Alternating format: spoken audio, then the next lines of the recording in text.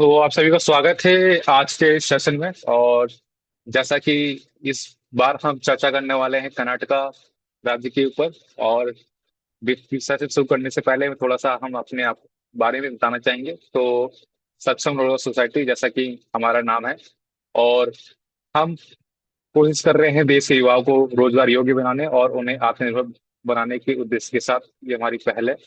और और जैसा हम समझते हैं कि शिक्षा और एक रोजगार के बीच में जो खाई है उसे पाटने के लिए हम अलग प्रकार की स्किल बेस्ड ट्रेनिंग देते हैं, जिसमें कंप्यूटर लिटरेसी, टाइम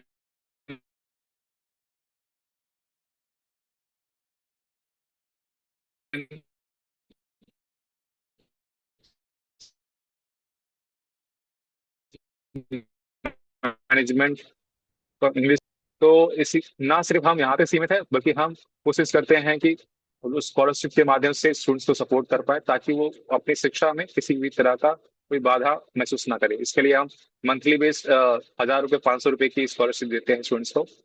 और जैसा कि भारत का संविधान बात करता है कि जो एक सामाजिक और राजनीतिक न्याय है वो बिना आर्थिक न्याय के संभव नहीं है, तो हम एक तरह से इस तरह भी एक प्रयास कर रहे हैं।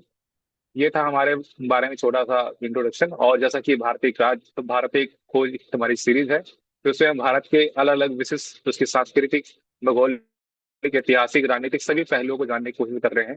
और जैसा कि हर राज्य, हर क्षेत्र अपने आप में एक विशिष्ट चीज को समेटे हुए हैं, तो हम कोशिश कर रहे हैं कि हम धीरे धीरे हर चीज को अनकवर करें और जानने का प्रयास करें कि कहाँ पे किस तरह की सांस्कृतिक और किस तरह का उनका इतिहास, सोसाइटी कैसी है। सो ये सीरीज उसी के बारे में है। और सीरीज में इस बार हम चर्चा कर रहे हैं कर्नाटका पे। और लास्ट टाइम हमने बात की थी वेस्ट बंगाल के ऊपर। तो आगे बढ़ने के लिए बढ़ता हूं मैं, और इसके लिए मैं इनवाइट करना चाहूंगा अ, अ, संजू सैनी जी को for the brief introduction to this resource person. Over to Sanju Saini. Thank you, Abhishek. Good evening, everyone. I am Sanju Saini. On behalf of Saksham Rozgar Society, I warmly welcome all our respective guests, participants, and viewers to the third series of Bharat Ek Khoj, where we explore the social, cultural, and political journey of different states of India. Today, we are focusing on the beautiful and vibrant state of the Karnataka. We are privileged to have with us a distinguished legal professional and an accomplished speaker who will guide us through this interesting journey. It is my honor to introduce our keynote speaker, Ms. Revati Adinath Narde. She is a seasoned advocate with over 33 years of practice practiced before the High Court of Karnataka and has also appeared before the Supreme Court of India and the High Court of Kerala. She has served as a government advocate and as special counsel in a Supreme Court direct mental health public interest litigation for nearly a decade. She has also acted as advocate for official liquidator and represented various banks, financial institutes, and reputed religious and educational institutes. Her distinguished career reflects extensive experience in public institutions and commercial litigations, making her a highly respected member of the legal fraternity. We are honored to have with us today, and we are confident that her insights and experience will greatly enrich our understanding of the subject. With that, I warmly invite Advocate Revati Adinath Nardi to address the gathering. Over to you, ma'am.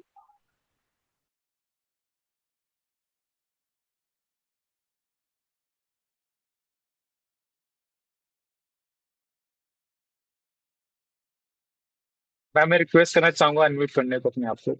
आप सुन नहीं पा रहे अभी आप। Please मैं अपने आप को अनम्यूट कर लीजिए। नीचे लेफ्ट कॉर्नर में आइकन होगा अनम्यूट करने का।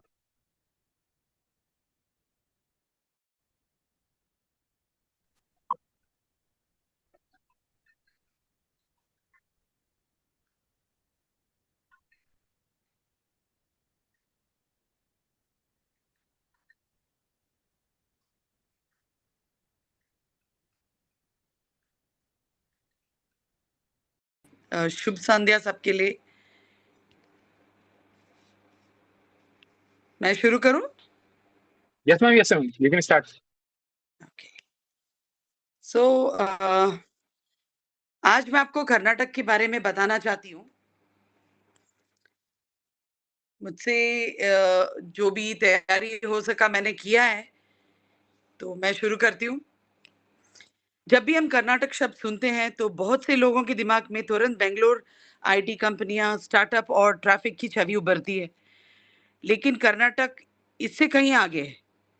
ये एक ऐसी भूमि है जहां प्राचीन साम्राज्यों ने भारतीय सभ्यता को आकार दिया, जहां संतों ने आधुनिक लोकतंत्र से सदियों पहले सामाजिक असमानता पर सवाल उठाए, जहां साहित्य, संगीत, विज्ञान और प्रौद्योगिकी का एक आकर्षण संतुलन से सह अस्तित्व में है। यह एक ऐसा राज्य है जहां हम्पी हमें अपनी कोई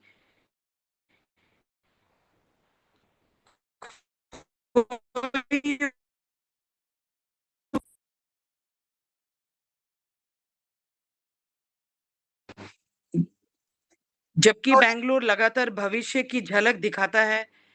आज मैं चाहती हूँ कि एक यात्रा की तरह महसूस हो। पहचान, भाषा, राजनीति, संस्कृति, आकांक्षा, संघर्ष और परिवर्तन की एक यात्रा हो। मैं सुना, am I audible? Yes, ma'am. You are audible now. Yes, ma'am. Yes. I think the video is bad.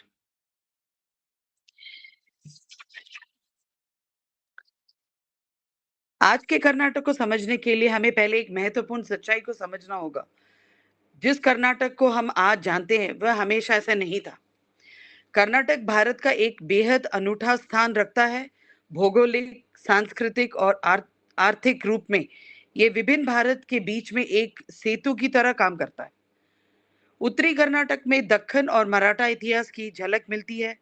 तटीय कर्नाटक गहरे समुद्री व्यापार और आध्यात्मिक से जुड़ा है। पुराना मैसूर प्रशासनिक परिष्कार का प्रतिनिधित्व करता है और बेंगलुरु आधुनिक वैदिक भारत का प्रतीक है। भारत के ये कुछ राज्य इतने सारे अलग अलग स्वरूपों को एक साथ समेटे हुए हैं।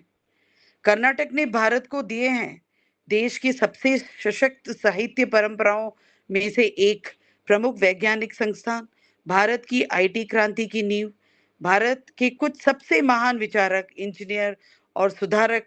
और फिर भी कर्नाटक कई अन्य राज्यों की तरह खुद को आक्रामक रूप में पेश नहीं करता। कर्नाटक के पास एक शांत आत्मविश्वास है और यही इसकी पहचान का एक हिस्सा है। लेकिन एक आधुनिक सफलता की कहानी बनने से पहले कर्नाटक को सबसे पहले अपनी खुद की पहचान के लिए लड़ना पड़ा था। आज हम आसानी से कर्नाटक कह देते हैं, लेकिन 1956 में पहले कन्नड़ भाषी लोग अलग अलग प्रशासनिक क्षेत्रों में बटे हुए थे। कुछ मैसूर साम्राज्य के अधीन थे, कुछ बॉम्बे प्रेसिडेंसी में, कुछ हैदराबाद निजाम रियासत में और कुछ मद्रासी प्रेसिडेंसी में। जरा इस स्थिति की कल्पना करें। लोग एक ही भाषा बोलते थे, एक ही सांस्कृतिक विरासत समझा करते थे, फिर भी अलग अलग राजनीति प्रणालियों का हिस्सा थे। इससे भावनात्मक बिखराव पैदा हुआ। एकीकरण आंदोलन केवल प्रशासन का मामला नहीं था, बल्कि यह गरिमा और पहचान की लड़ाई थी। ये सवाल पूछने के बारे में था, क्या कोई समाज वास्तव में फल फूल सकता है यदि उसकी भाषा और संस्कृति विभाजित रहे? इसमें लेखकों, विचारकों और कार्यकर्ताओं ने बहुत बड़ी भूमिका निभाई। अल्लूर वेंकट राव को कर्नाटक एकीकरण का जनक माना गया। भाषा एक एकजुट करने वाली ताकत बन गई और कई मायनों में कर्नाटक का गठन भारत के लोकतांत्रिक भाषाई पुनर्गठन के सबसे मजबूत उदाहरणों में से एक है। 1956 में इतिहास बदल गया। कर्नाटक का वास्तविक सार इसकी सांस्कृतिक विरासत में निहित है। इस खंड को सांस्कृतिक उपलब्धियों, ऐतिहासिक कला रूपों, या साहित्य इतिहास के लिए 8 लोगों के लिए केंद्रीय साहित्य अकादमी ने पुरस्कृत किया। कर्नाटक भारत का सबसे सांस्कृतिक रूप में विविध राज्य है। यहाँ का खान पान, बोली, संगीत, वास्तुकला और सामाजिक व्यवहार हर क्षेत्र में बदलते हैं, फिर भी यहाँ एक साझा कन्नड़ चेतना मौजूद है। राज्य की सांस्कृतिक विविधता में शामिल है कर्नाटक के कुल 8 साहित्यकारों को कन्नड़ भाषा के अनेक उत्कृष्ट योगदान के लिए ज्ञानपीठ पुरस्कार दिया गया, उससे सम्मानित किया गया। पहले जिनको दिया गया ज्ञानपीठ पुरस्कार, उनका नाम है कुप्पाली वेंकटप्पा पुट्टप्पा। 1967 में उन्होंने श्री रामायण दर्शन लिखा, उसके लिए उनको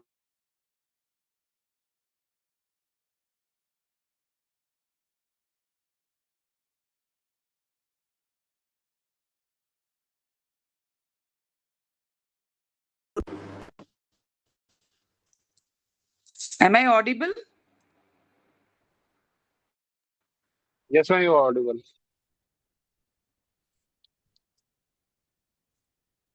कॉलिंग नहीं आती। Audible?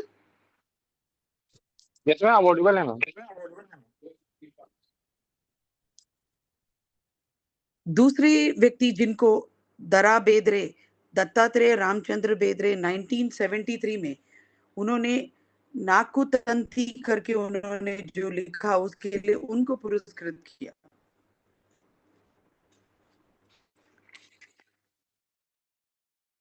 तीसरा नाम जो था वो है शिवराम कारंत। 1977 इन्होंने मुक्कजिया कन्नसुगलु करके इन्होंने एक किताब लिखा, जिसमें इनको भी पुरस्कृत किया गया। फिर चौथे व्यक्ति जो थे वो मास्ती वेंकटेश अयंगार करके 1983 में, चिक्कवीरा राजेंद्र, विनायक कृष्ण गोका को 1990 में, भारत सिंधु रश्मि करके इनको पुरस्कृत किया। फिर यूआर अनंत मूर्ति करके 1994 में संस्कार करके इन्होंने एक किताब लिखा, उसके लिए इनको पुरस्कृत किया। गिरीश कर्नाड 1998 में नाटक और रंगमंच में व्यापक योगदान के लिए इनको पुरस्कृत किया। और 8वें जो है वो चंद्रशेखर कंबार, 2010 में कन्नड़ साहित्य, कविता और नाटक में योगदान, इसके लिए इनको पुरस्कृत किया। कर्नाटक अपनी गहरी ऐतिहासिक जड़ों, विविध लोक कलाओं और राजसी उत्सवों के लिए जाना जाता है।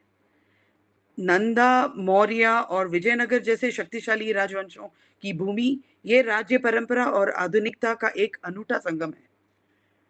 कर्नाटक अनगिनत मान्यताओं, परंपराओं, खान पान और कलाओं का घर है, जो सदियों से जीवित है।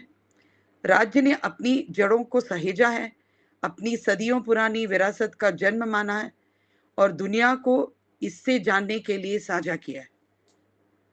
लोक कला और संस्कृत में डोल्लू कुनीता, कामसाले और भूत आराधना जैसे परंपरा कर्नाटक की लोक कलाओं की विविधता को दर्शाती है, जो प्राचीन सांस्कृतिक प्रथाओं और सांस्कृतिक किंवदंतियों की गहराई से निहित है। आप सब लोगों ने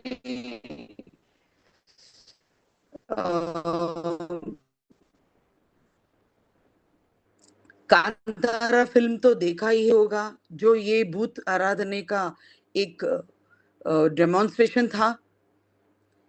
इतिहास और संस्कृति में कर्नाटक देश के दक्षिण पश्चिमी क्षेत्र में स्थित है। 1956 में राज्यों का पुनर्गठन भाषा के आधार पर किया गया। 1973 में मैसूर का नाम बदलकर कर्नाटक किया गया, जाना जाता था। इसका समृद्ध इतिहास नंद साम्राज्य, मौर्य साम्राज्य, कदंब राजवंश और चालुक्य राजवंश जैसे देश में औद्योगिक नवाचार की अग्रणी होने के बावजूद कर्नाटक अपने इतिहास को संजोकर रखने में सफल रहा, जिससे राज्य में स्थित कई ऐतिहासिक स्मारकों और क्षेत्रों में देखा जा सकता है। हलचल भरे शहर बेंगलुरु को लेकर कोडगु की हरी भरी पहाड़ियां तक कर्नाटक में हर किसी के लिए कुछ ना कुछ तो है। पट्टडल डांस फेस्टिवल, जो नृत्य महोत्सव कहते हैं, बागलकोटे जिले में बादामी से 20 किलोमीटर दूर स्थित पट्टदकल अपने प्राचीन मंदिरों के लिए जाना जाता है। जनवरी में ये आयोजित होने वाला नृत्य महोत्सव और यहाँ का बहुत लोकप्रिय शिल्प मेला इस क्षेत्र के इतिहास का जन्म मानते हैं। नर्तक इस गांव में आते हैं। मैसूर का दशहरा तो बहुत वर्ल्ड फेमस है। हालांकि दशहरा पूरे देश में बहुत महत्वपूर्ण त्योहार है, लेकिन मैसूर में ये एक शाही महत्व ले लेता है। यहाँ उत्सव की भव्यता और शाही जुलूस राज्य की समृद्ध परंपरा को दर्शाती है। ये राज्य स्थानीय सांस्कृतिक और धार्मिक मान्यताओं से प्रेरित त्योहार मनाता है। राज्य भर में मनाया जाने वाला हर त्योहार सदियों पुरानी परंपराओं को अनुभव करने का अवसर प्रदान। उत्सव हम्पी उत्सव के रूप में भी जाना जाता है। ये उत्सव संगीत, नृत्य, आतिशबाजी, कठपुतलियों का शो और जंबो सवारी कहे जाने वाले हाथी मार्च से भरा एक रंगीन आयोजन है। यह त्योहार आमतौर में अक्टूबर या नवंबर के महीने में हम्पी में मनाया जाता है। मैसूर दशहरा की भव्यता, वचन साहित्य की दार्शनिक गहराई, यक्षगाना की ऊर्जा, तटीय मंदिरों की शांति, हम्पी की भव्यता कर्नाटक की सांस्कृतिक दिखावट ही नहीं है, बल्कि गहरी है। यहाँ परंपरा और आधुनिकता आपस में टकराने के बजाय साथ साथ चलती हैं। उदाहरण के लिए बेंगलुरु का सॉफ्टवेयर इंजीनियर आज भी गांव के त्योहारों और शास्त्रीय संगीत कार्यक्रमों में पूरा श्रद्धा से शामिल होते हैं। कर्नाटक की राजनीति यात्रा भारत के लिए लोकतांत्रिक विकास का प्रतिबिंब है। शुरुआत में कांग्रेस का दबदबा था, लेकिन बाद में देवराज एस.एम. कृष्णा जैसे नेताओं ने इसे बदल दिया। यहाँ जाति, गठबंधन और समावेशी विकास हमेशा प्रमुख रहे हैं। राजनीति के साथ साथ कर्नाटक का समाज भी तेजी से बदल रहा है। कर्नाटक की सबसे बड़ी ताकतों में से एक मजबूत संस्थाओं का निर्माण रहा है। आईटी बूम से बहुत पहले राज्य की शिक्षा, विज्ञान और उद्योग में निवेश किया था। Indian institute of science, HAL, BEL और इसरो जैसे संस्थानों ने एक बौद्धिक परिस्थिति का तंत्र का निर्माण किया। बेंगलुरु की सफलता रातों रात नहीं मिली। इसकी नींव दशकों पहले रखी गई थी। जैसे जैसे शिक्षा का विस्तार हुआ, शहरीकरण की गति तेज हुई और मध्यम वर्ग का उदय हुआ, अधिक संख्या में महिलाओं ने उच्च शिक्षा और पेशेवर क्षेत्रों में कदम रखा। हालांकि विकास असमान रहा।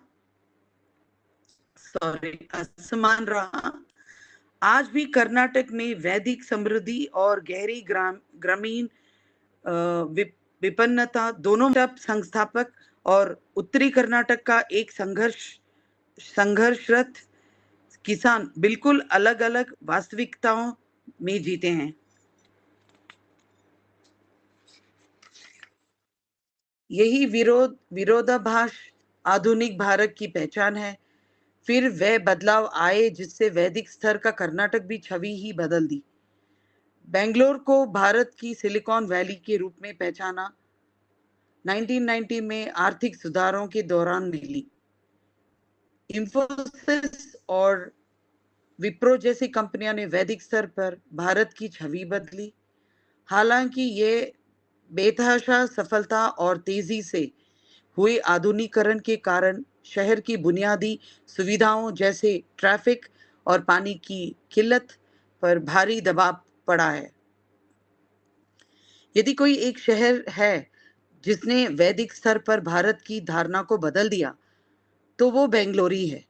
1990 में आर्थिक सुधारों के दौरान बेंगलोर भारत की प्रौद्योगिक राजधानी के रूप में उभरा, लेकिन फिर से ये सफलता कोई संयोग नहीं था। जलवायु, शिक्षा, सार्वजनिक क्षेत्र के संस्थान, इंजीनियरिंग प्रतिभा, वैदिक खुलापन, इन सभी ने मिलकर काम किया।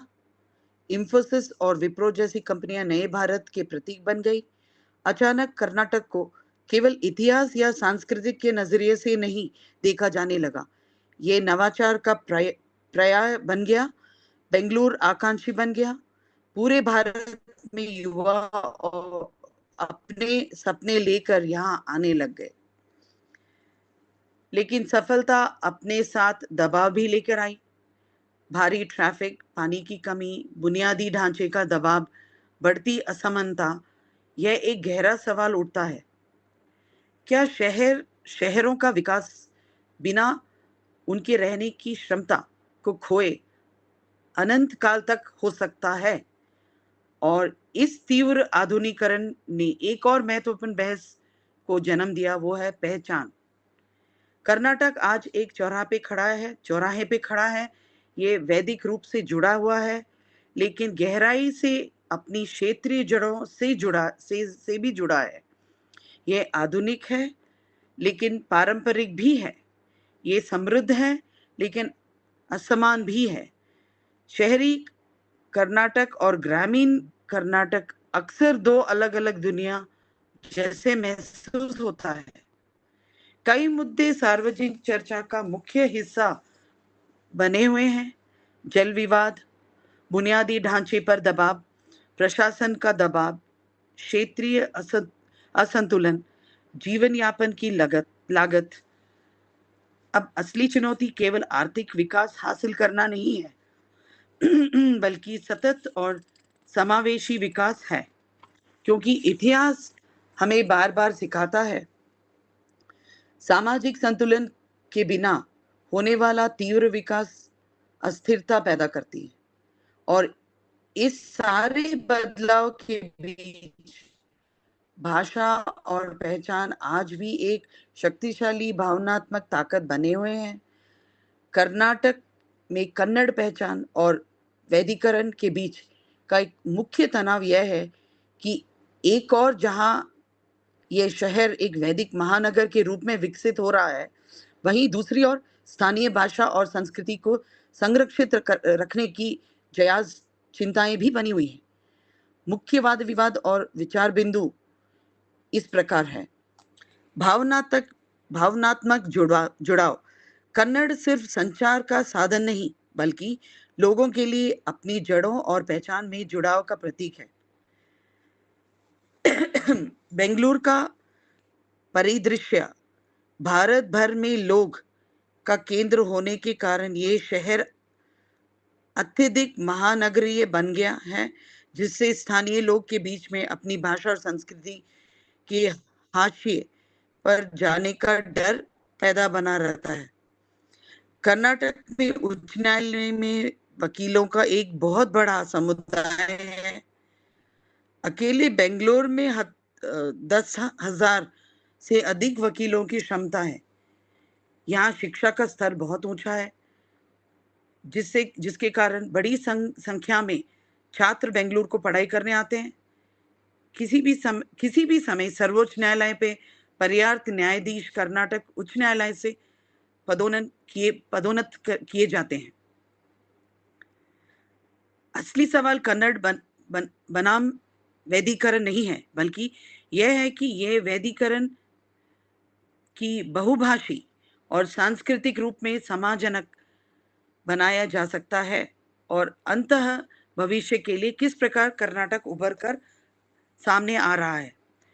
कर्नाटक को अगले दशक में आर्थिक विकास, स्थिरता और सांस्कृतिक संरक्षण में से आर्थिक विकास का सर्वोच्च प्राथमिकता देनी चाहिए।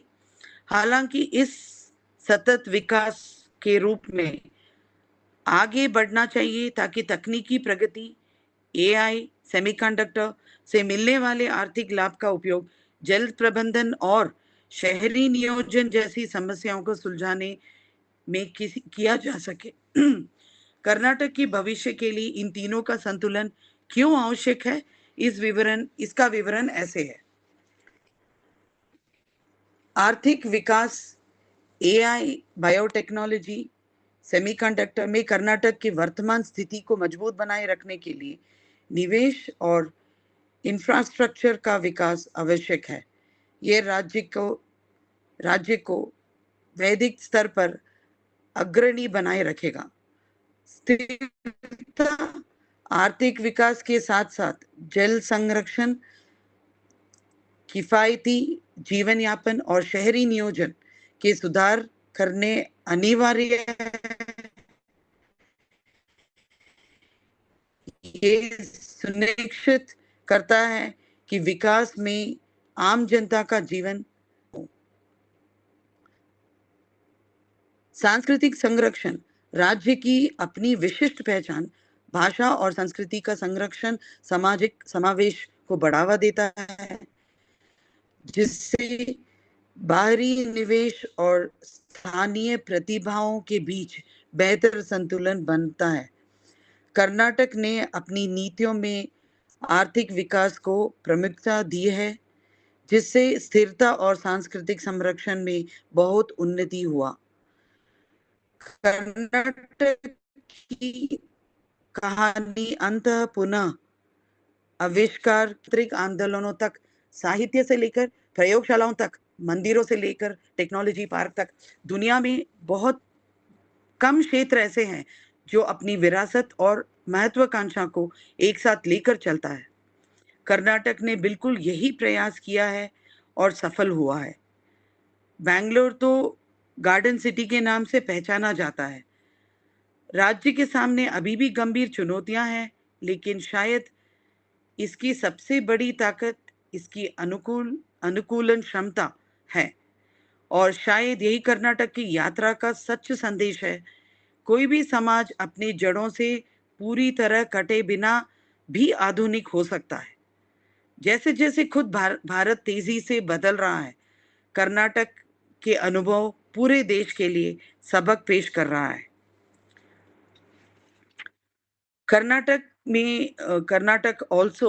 कर्नाटक भी सैंडलवुड के लिए फेमस है।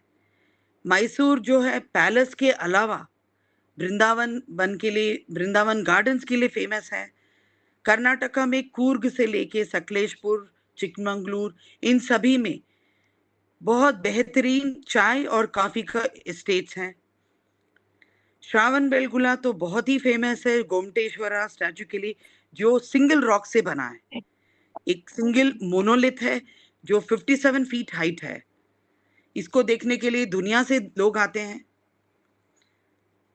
महामस्तकाभिषेक जो किया जाता है, हर 12 साल में एक बार किया जाता है, जिसे देखने के लिए दुनिया भर से जैन लोग छोड़ के बाकी सभी लोग आते हैं। प्राकृत जो है एक बहुत ही पुराना स्क्रिप्ट है जो जैन लिटरेचर के लिए फेमस है। जो जैन लिटरेचर है प्राकृत में ही लिखा गया है। जो भी कर्नाटका में आते हैं वो ये सब देखने के लिए, ये सब देखना चाहते हैं और सब अनुभव करना चाहते हैं। और यहाँ पे हर तरीके के भाषा के लोग रहते हैं, हर तरीके की खान पान होती है। तो जो भी कर्नाटका में आते हैं वो ये सब महसूस करके एक बहुत ही बढ़िया सा स्टेट को देख के जाते हैं। तो मैं यही कहना चाहूंगी कि कर्नाटका स्टेट जो है उसमें आपको हर तरीके की चीजें मिल जाएंगी जो आप देखना चाहेंगे, महसूस करना चाहेंगे। यही मैं कहना चाहूंगी कर्नाटका के बारे में। जय कर्नाटका, जय भारत। धन्यवाद। तो thank you ma'am for amazing session. जैसे आपने सभी सांस्कृतिक और भौगोलिक और सभी ऐतिहासिक पहलुओं पर प्रकाश डाला, उसके लिए कोटि कोटि धन्यवाद। और ये अब फ्लोर ओपन है, आपको जो भी आपके मन में प्रश्न आए होंगे थ्रू आउट द सेशन आप पूछ सकते हैं मैम से। Ma'am is here to answer that दो क्वेश्चन।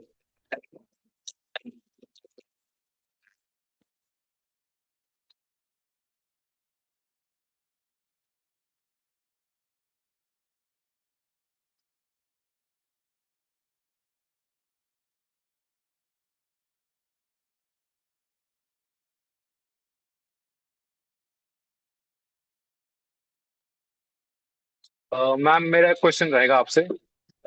जैसा कि हम कर्नाटका की बात करते हैं, तो जब हम थोड़े नॉर्थ इंडिया में आते हैं तो एक कास्ट बेस्ड पॉलिटिक्स की बात होती है। तो क्या वहाँ पे एक कास्ट बेस्ड पॉलिटिक्स मिलती है, मैं देख रहा हूँ यार, है तो वो किस रूप में है, और नहीं है तो फिर क्या क्या आपका जवाब रहेगा? कैस्ट तो हर स्टेट में है, कर्नाटका में भी है, हर जगह में कैस्टिज्म तो पूरा फैला हुआ है देश में। तो मैं ये तो नहीं बोलूंगी कि कर्नाटका में ऐसे नहीं है, लेकिन कर्नाटका एक ऐसा स्टेट है, बहुत ही शांत स्टेट है, जहाँ हर लोगों के लिए, हर रिलीजन, हर कैस्ट कम्युनिटी लोगों के लिए यहाँ पे स्थान है। यहाँ पे वो आते हैं, वो बहुत खुशी खुशी से यहाँ पे काम करते हैं। इनको यहाँ पे, और ये बेसिकली बहुत ही शांत स्टेट है comparison to so many states. तो मुझे लगता है, मैं भी नॉर्थ में रही हूँ, तो जब मैं कर्नाटका आई थी तो मुझे यही लगा कि बहुत ही शांत एंड अडेप्टेबल स्टेट है। यहाँ के लोग बहुत ही शांत स्वभाव के लोग हैं और वो सभी को वेलकम करते हैं।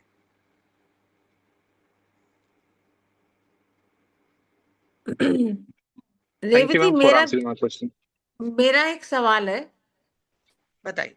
कि उत्तर भारत और दक्षिण भारत में इतना फर्क कैसे है कि जो शिक्षा का स्तर है, जो आईटी का स्टैंडर्ड है, वो दक्षिण भारत, मतलब चाहे हम पूना की बात करते हैं या हम बैंगलोर की बात करते हैं या कोच्चि की बात करते हैं, तो एक अलग ही लेवल है। और अब वो सवाल का जवाब उत्तर भारत का आप कहेंगे कि मैं कैसे दे सकती हूँ, बट फिर भी क्योंकि आपने अभी बोला कि उत्तर भारत में भी अब नहीं, तो कौन सा ऐसा डिस्टिंग्विशिंग फीचर है जो परफॉर्मेंस में उत्तर भारत और दक्षिण भारत को बिल्कुल अलग अलग कर देता है? जहाँ तक मेरा सोच है कि स्टैंडर्ड ऑफ एजुकेशन जो है बहुत हाई है साउथ में। तो यहाँ की जो पढ़ाई लिखाई, जो जो भी यहाँ पे पढ़ाई लिखाई कराते हैं, पढ़ाते हैं, लिखाते हैं, it is in a next level. यहाँ पे जो भी पढ़ाई करके जाते हैं, दे कैन कम्पीट एनीवेयर। तो उतना डेप्थ नॉलेज उनको मिलता है यहाँ पे। तो इसीलिए सारे भारत से, काफी सारे प्रांत से लोग यहाँ आते हैं पढ़ने के लिए, यहाँ मेनली पढ़ने के लिए आते हैं। The standard of education is very high in Karnataka, specially in Bangalore. तो यहाँ पे पढ़ाई करने के लिए लोग आते हैं। जब उनका पढ़ाई का रेवती, आप स्तर अपना बहुत बढ़िया यहाँ होता है, वीडियो तो ऑफ वो कर लो, कहीं तो आपका, आप वीडियो ऑफ कर लो तो नेटवर्क बेटर हो जाएगा। आपका थोड़ा नेटवर्क इशू आ रहा है, आप वीडियो ऑफ कर लो। हाँ हाँ जी, आप बताएं। हाँ, आप ठीक है? हाँ please, Am I audible? You are audible. So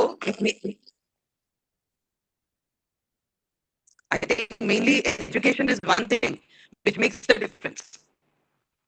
The difference between north and south. आप उस अच्छी शिक्षा का श्रेय किसको देना चाहते हैं?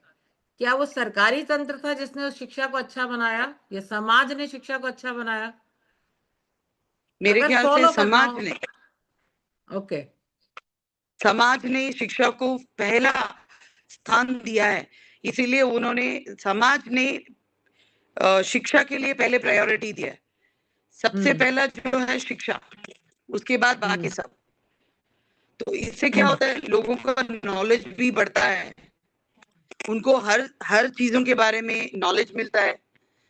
तो काफी इंफॉर्मेशन वहां यहाँ आके उनको मिलता है। तो समाज जो है यहाँ का, वो पहले पढ़ाई में ध्यान देते हैं। तो Karnataka state is known for it. Standard of education, यहाँ जो भी आता है पहले पढ़ाई के लिए आते हैं। पढ़ाई होने के बाद they get the best of the job, because यहाँ पे आईटी बीटी कंपनीज हैं, बेस्ट सॉफ्टवेयर कंपनीज हैं। हर फील्ड में यहाँ पे वकालत भी यहाँ पे बेस्ट है। यहाँ के वकील जो है बहुत अच्छा वकालत करते हैं। बैंगलोर में तो जैसे मैंने कहा कि 10,000 से ज्यादा एडवोकेट प्रैक्टिस करते हैं। तो यहाँ पे हर चीज की जो पढ़ाई होती है, चाहे वो इंजीनियरिंग हो या लॉ सब्जेक्ट्स हो या कोई भी फील्ड हो, यहाँ उन्नत शिक्षा दिया जाता है। तो वो श्रेय तो समाज को देती हूँ मैं।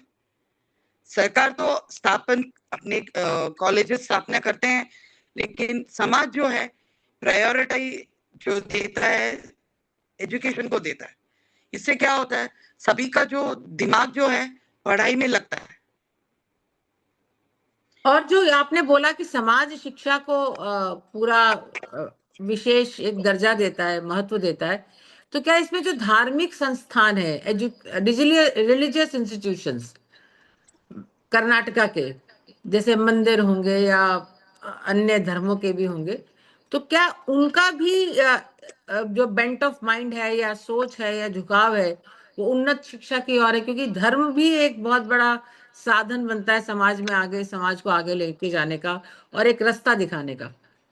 तो क्या उस शिक्षा को बेहतर बनाने में धर्म का भी योगदान रहा कर्नाटका में? कर्नाटका में योगदान है, धर्म का भी है। अभी आपने नाम सुना होगा धर्मस्थला करके, एसडीएम करके, श्री धर्मस्थला करके। ऐसे बड़े बड़े इंस्टीट्यूशंस हैं जो धर्म को चला के पढ़ाई का भी साथ पे चलाते हैं। ऐसे और 2-3 बड़े बड़े इंस्टीट्यूशंस, रिलीजियस इंस्टीट्यूशंस हैं कर्नाटका में, जो पढ़ाई को इतना प्रोत्साहन देते हैं। वहां पे जाति नहीं आता है, वहां पे सारे बच्चे समान और सभी को पढ़ाई का ध्यान दिया जाता है। उनको रिलीजियस नहीं होता है, रिलीजन जो है वो अपना काम करता है, ये पढ़ाई का जो भी ध्यान देना होता है बच्चों में, वो पढ़ाई में ध्यान दिया जाता है। तो रिलीजियस इंस्टीट्यूशन, जैसे आपने सही कहा, यहाँ पे मंदिरों में काफी मंदिर ऐसे हैं जो इंस्टीट्यूशंस चलाते हैं, एजुकेशनल इंस्टीट्यूशंस चलाते हैं, और वो पढ़ाई को बहुत प्रोत्साहन देते हैं। तो बच्चों को बहुत अच्छा पढ़ाई दिया जाता है। और यहाँ तक कि काफी इंस्टीट्यूशंस ऐसे भी हैं जो उनको कल सारे पढ़ाई कंप्लीट होने के बाद उनकी नौकरी का भी प्रबंध कर देते हैं। सही है। नमस्कार ज्योतिका जी एंड मैडम, एक क्वेश्चन आपसे मैं पूछना चाहूंगी।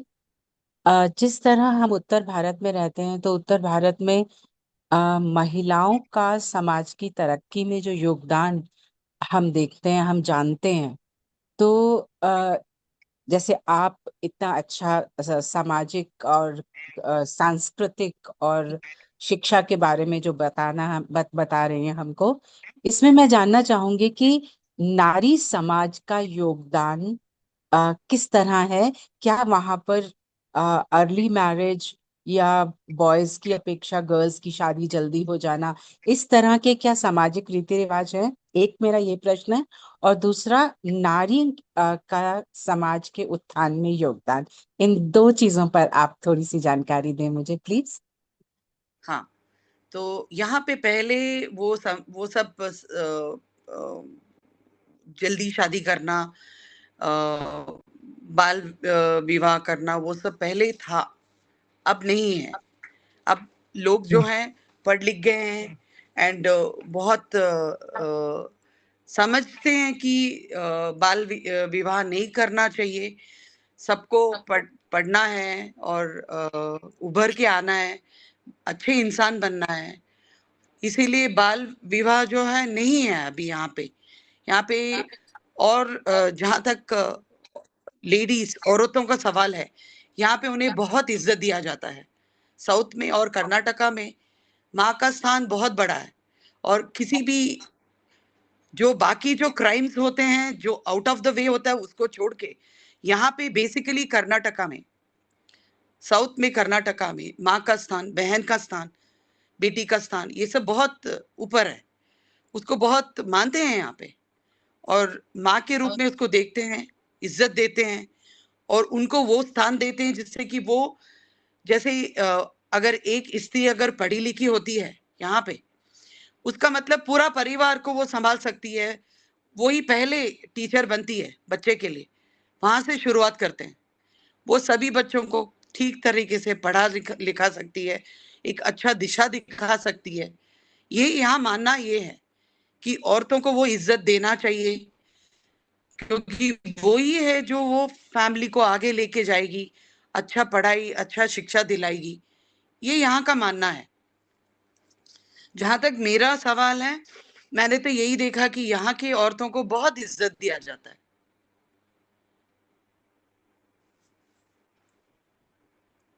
थैंक यू सो मच, शुक्रिया। और यहाँ पे एजुकेशनल जो रिलीजियस इंस्टीट्यूशन, जैसे आपने पूछा, एक तो मैंने एसडीएम बोला था, एक और है सत्य साई इंस्टीट्यूट है, जेएसएस और सिद्धगंगा मठ है, वो भी ऐसे काफी रिलीजियस इंस्टीट्यूशन है जो बच्चों को बहुत प्रमोट करते हैं।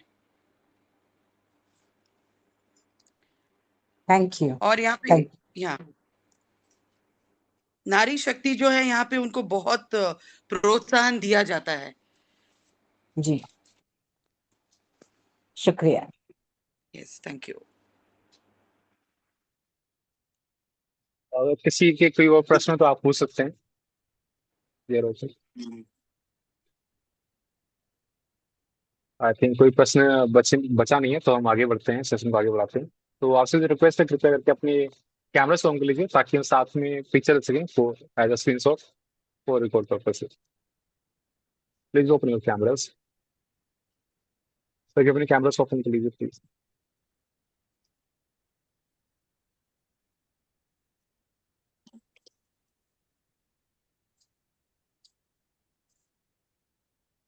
तो थैंक यू एवरीवन, और आप सभी का धन्यवाद। और आगे मैं रिक्वेस्ट करना चाहूंगा हमारे प्रेसिडेंट, जो कि सुप्रीम कोर्ट के लॉयर हैं और पूर्व मानव अधिकार आयोग के सदस्य रह चुके हैं, उन्हें मैं बात करना चाहूंगा for presidential and concluding master justice. और टीम।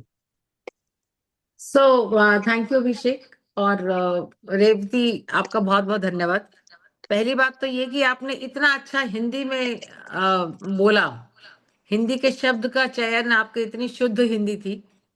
मुझे लगता है कि जैसे अंग्रेजी में लिख के आपने उसको ट्रांसलेट किया हो गूगल से, और इतनी बढ़िया हिंदी थी कि मैं बहुत मेरा मन बाग बाग, आपने बोला गार्डन सिटी है बैंगलोर, तो मेरा मन आपकी बातों, आपकी भाषा को सुनकर बहुत प्रसन्नचित्त हो रहा था। और मैं सभी को कहना चाहती हूँ कि कैसे हम कह देते हैं ना कि हमें हिंदी नहीं आती, तो रेवती की तो भाषा कन्नड़ा है और अंग्रेजी में बहुत परफेक्ट है। पर फिर भी जब हिंदी में बोलना था, जब मैंने रिक्वेस्ट किया कि आपको हिंदी में बोलना है, तो मेरे ख्याल रिटन टेक्स्ट तैयार किया, पूरी भाषण लिखा हुआ था, क्योंकि इतनी सारी जानकारी थी, ऐसे मुंह जबानी तो बोल ही नहीं सकते, और वो सारा हिंदी में था। तो हम मतलब कितना मेहनत की है आपने अपनी बात को हिंदी में रखने के लिए। आपका शब्दों का चयन, आपकी भाषा, आपका सारा जो संग्रह था वो अभूतपूर्व था। और उसके साथ साथ कितनी अच्छी अच्छी आपने बातें बताई कि कर्नाटका के साहित्यकारों को जब आपने नाम लिया, तो सबसे महान तो उसमें से, जैसे हमें गिरीश कर्नाड का जब आपने नाम लिया, तो एकदम से मेमोरी लेन्स और वो सब पुरानी बातें एकदम से ताजा हो गई। और मैसूर का दशहरा कितना मशहूर है, मतलब जो दशहरा मनाने का जो चलन है वो शायद मैसूर से ही आता है, पूरे देश में जो सेलिब्रेशन है दशहरे की। और जैसे आपने बताया कि इसरो कर्नाटका में है, और मेरे को लगता है यही सिर्फ जो ये इंडियन इंस्टीट्यूट ऑफ साइंस है, वो एक top most ranking educational institute है हिंदुस्तान का। कि वर्ल्ड में किसी की रैंकिंग आती है 200 नंबर की या जिसकी भी आती है, तो शायद इस इंस्टीट्यूट की, इंडियन इंस्टीट्यूट ऑफ साइंस जो भी उसका पूरा नाम है, तो देश भर का सबसे बेहतरीन जो शिक्षा संस्थान है वो कर्नाटका में स्थित है।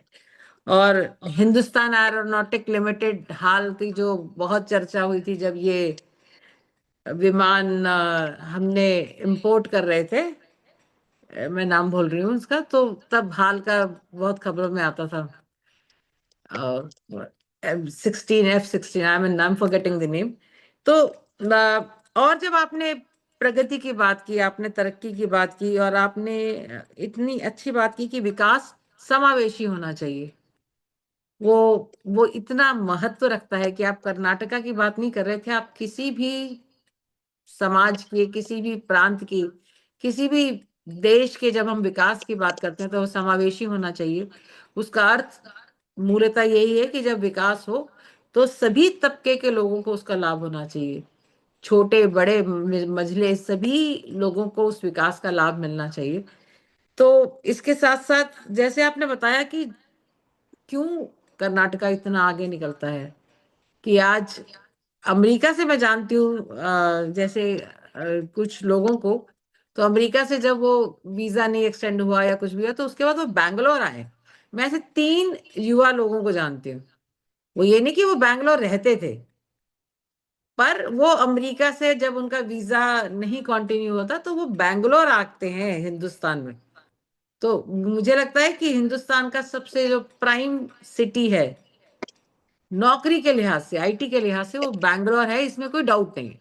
और आज हम ऐसी महिला से और ऐसी वकील से बात कर रहे हैं जो बैंगलोर से हमसे बात कर रही हैं।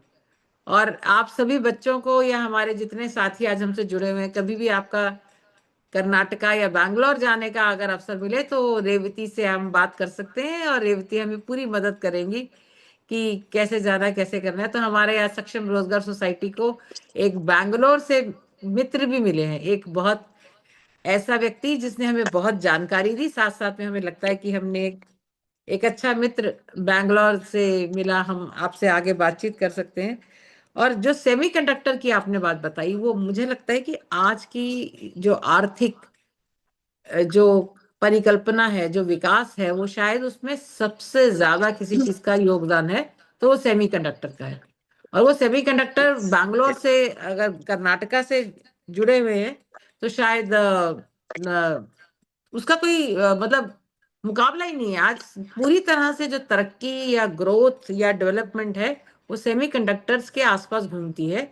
अगर सेमीकंडक्टर की मैन्युफैक्चरिंग कर्नाटका से होती है तो ये देश के लिए बहुत बहुत बड़े फक्र की बात है, बहुत बड़ी एक उपलब्धि है देश के लिए। और आखिर में जो आपने सैंडलवुड की बात की, तो मैसूर सोप, आई थिंक बचपन में हम बचपन से उस मैसूर सोप को यूज करते आए हैं कि अच्छी स्किन के लिए मैसूर सोप। तो एकदम से आपने हमारे सामने कर्नाटका की, बैंगलोर की एक ऐसी उम्दा पिक्चर प्रस्तुत करी, और उसके साथ साथ बिल्कुल रिलेटेबल थी आपकी सारी बातें। बिल्कुल ऐसा लग रहा था कि आप जैसे वहीं बैठे हो, तो वो मैसूर सैंडल सोप आपको याद आ रहा है, आपको शिक्षा याद आ रही है, आपको अपना दशहरा याद आ रहा है। आपकी सारी बातें पूरी तरह से हम अपने आप को रिलेट कर पा रहे थे। बहुत ही अच्छी और महत्वपूर्ण जानकारी आपने शेयर करी। और उससे भी बेहतर और सुंदर मुझे ये लग रहा है अनुभव कि सक्षम रोजगार सोसाइटी को एक मित्र मिला आपके रूप में, आदिनाथ के रूप में, क्योंकि आपके इसके ऊपर तो आदिनाथ जी का ही नाम आ रहा है। तो आदिनाथ जी के रूप में और रेवती जी के रूप में हमें मित्र मिले और हम इस मित्रता को आगे बढ़ाएंगे। आपका बहुत बहुत धन्यवाद। और आप सभी ने जो हमें ज्वाइन किया हुआ है, आप सबका भी बहुत बहुत शुक्रिया कि ऐसी एक शिक्षा से संबंधित, जानकारी से संबंधित, ज्ञान से संबंधित, रात के 9 बजे, अब रात के 10 बज चुके हैं, एक परिचर्चा में आप शामिल होते हैं। तो शायद ईश्वर का इससे बड़ा कोई आपके ऊपर उपकार नहीं हो सकता कि रात के 10 बजे आपको लगता है कि आओ चलो अपने देश के एक राज्य के बारे में बात करते हैं। सबका बहुत बहुत धन्यवाद। Yes Abhishek, over to you. मैं जस्ट एक वर्ड कहना चाहूंगी। मुझे ये मौका जो आपने दिया, इससे मैंने भी बैठ के थोड़ा रिसर्च किया, तो मैंने भी जान के भी फिर भी मैंने जानकारी हासिल की। हाँ काफी चीज मुझे मालूम था, फिर भी उसकी हाँ डिटेल्स में जाते वक्त मैंने फिर से एक बार मेरा पूरा एक यात्रा हो गया रिसर्च में। तो आपको बहुत धन्यवाद, आपने ये मौका मुझे दिया। तो मुझसे जितना हो सके, हो सकता है गलतियां किया होगा, क्योंकि मुझे भी उतनी अच्छी हिंदी नहीं आती है। जितनी आती है उसमें मैंने जो तैयारी कर सकी मैंने कर दिया। आपको ज्योतिका मैडम जी को बहुत बहुत धन्यवाद, और सभी लोगों जिन्होंने ये मौका मुझे दिया है, बहुत बहुत शुक्रिया। जी नमस्ते। Thank you ma'am, and thank you ma'am for your concluding remarks. और आगे मैं इनवाइट करना चाहूंगा अनुष्का नाथ जी को फॉर वर्ड ऑफ टाइम। वो भी अनुष्का जी। Thank you, sir. Good evening, dear friends. I, Anushka Nair, on behalf of Saksham Rozgar Society, feel honored to extend a vote of thanks. I am deeply thankful to Ms. Revati Anandji for throwing light on social, political, and historical aspect of the Karnataka. Ma'am, it was an absolute privilege to listen to someone with such a brilliant academic journey. You made complex history and social structure of Karnataka so easy to understand for all of us. A big thank you to all of you, dear students, for your active participation and enthusiasm. I wish to acknowledge and thank all the seniors of Saksham Bharati and Saksham Rozgar Society who graced today's session. Finally, thanks to our president, Ms. Jyotika Kalra ma'am, for having taken so much interest in today's session. Wishing you all a very good night. Thank you. Thank you. Thank you Thank everyone you. For joining this session. और आपको पसंद आया तो ये session आपको YouTube में मिल जाएगा, तो आप जाके वहाँ पे देख सकते हैं, सक्षम रॉ सोसाइटी के हमारे यूट्यूब चैनल पे। तो इसी के साथ अब से शुभ रात्रि और सभी को गुड नाइट। मिलते हैं फिर से नेक्स्ट सेशन में भारत को इस खोज के हाँ, सीरीज में। Thank you. अगले शनिवार को एक Thank you. और राज्य के साथ। ठीक है जी, थैंक यू। Thank you.